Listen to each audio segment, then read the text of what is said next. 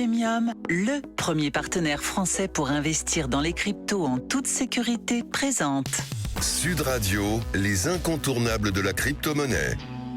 Thomas Binet. Bienvenue dans ce nouvel épisode d'Oser Investir, les incontournables de la crypto-monnaie. Je reçois aujourd'hui Pierre Noisa, président fondateur de Paymium. Bonsoir Pierre. Bonsoir Thomas.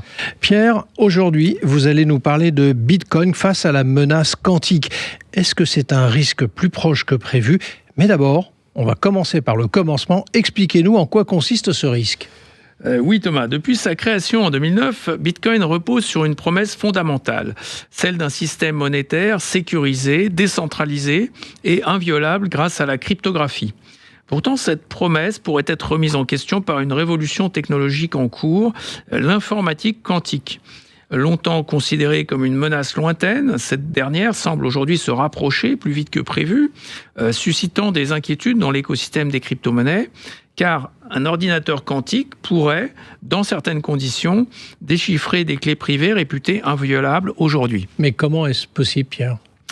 C'est que le fonctionnement de Bitcoin repose sur la signature numérique, basée sur les courbes elliptiques. Ce système garantit qu'un utilisateur est bien le propriétaire des fonds qu'il dépense.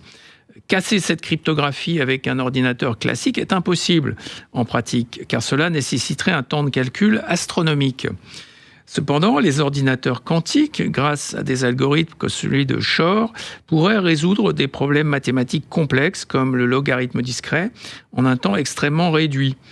Cela signifie concrètement qu'un attaquant pourrait dériver une clé privée à partir d'une clé publique et ainsi voler les fonds associés. Or, dans le protocole Bitcoin, la clé publique d'une adresse est révélée lorsque les fonds stockés sur cette adresse sont dépensés. Mais qu'est-ce qui a changé concrètement aujourd'hui ? Jusqu'à récemment, la menace quantique était considérée comme un risque à long terme, dans plusieurs décennies. Mais une étude publiée par Google Quantum AI en mars 2026 a considérablement modifié cette perception. Selon cette recherche, casser la cryptographie de Bitcoin pourrait nécessiter moins de 500 000 qubits physiques, soit 80% de moins que les estimations précédentes. Cela représente un bond significatif vers la faisabilité pratique d'une telle attaque. De plus, les chercheurs estiment qu'un ordinateur quantique suffisamment avancé pourrait intercepter et compromettre une transaction Bitcoin dans 40% des cas dans un délai inférieur au temps moyen de confirmation d'un bloc, environ 10 minutes. Autrement dit, un attaquant pourrait potentiellement détourner certaines transactions avant même qu'elles ne soient validées par le réseau. Mais alors, quelles pourraient être les conséquences pratiques de cette avancée, Pierre ? Alors, cette menace n'est pas seulement théorique, elle concerne déjà une part importante des bitcoins en circulation. On estime qu'environ 7 millions de bitcoins, soit près d'un tiers de l'offre totale, sont actuellement vulnérables car leurs clés publiques ont été exposées sur la blockchain. Cela inclut notamment les anciens portefeuilles utilisant des formats d'adresses de type Pay to Public Key et les adresses qui ont été réutilisées après avoir été dépensées. Donc, si je vous entends bien, le calendrier s'est resserré, selon vous, pour les ordinateurs quantiques ?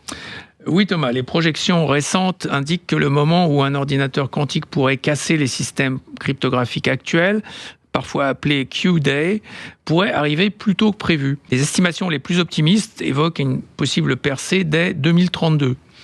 Même si aucun ordinateur quantique actuel ne possède encore cette puissance, les progrès rapides dans ce domaine rendent cette perspective crédible à moyen terme. Alors, quelle solution a-t-on pour se protéger ? Face à cette menace, plusieurs pistes sont envisagées. La principale solution consiste à migrer vers des algorithmes dits post-quantiques conçus pour résister aux attaques des ordinateurs quantiques. Ces systèmes reposent sur des problèmes mathématiques différents, considérés comme difficiles même pour les machines quantiques. Des propositions ont été soumises pour intégrer des signatures résistantes au quantique dans Bitcoin.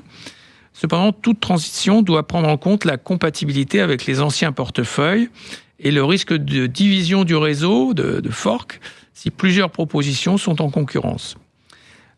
Les utilisateurs peuvent aussi réduire leur exposition en évitant de réutiliser les adresses Bitcoin, en transférant leurs fonds vers des adresses plus récentes et en utilisant des portefeuilles qui masquent les clés publiques jusqu'à leur utilisation. Alors Pierre, c'est une menace, mais pas encore une urgence immédiate, c'est bien ça ? En effet, Thomas, Bitcoin n'est pas en danger immédiat. Les ordinateurs quantiques actuels sont encore loin d'avoir les capacités nécessaires pour mener ce type d'attaque à grande échelle. Cependant, le véritable enjeu réside dans le temps d'adaptation. Mettre à jour une infrastructure mondiale décentralisée comme Bitcoin pourrait prendre du temps. Le réseau pourrait se retrouver en situation de vulnérabilité avant d'avoir pu évoluer. Merci Pierre pour votre analyse. On vous donne rendez-vous mercredi prochain pour un autre numéro d'Oser Investir, les incontournables de la crypto-monnaie. Et pour ce qui me concerne, rendez-vous dimanche matin dès 9h25 dans la matinale week-end. Sud Radio, les incontournables de la crypto-monnaie. Thomas Binet. Avec Paymium, le premier partenaire français pour investir dans les cryptos en toute sécurité.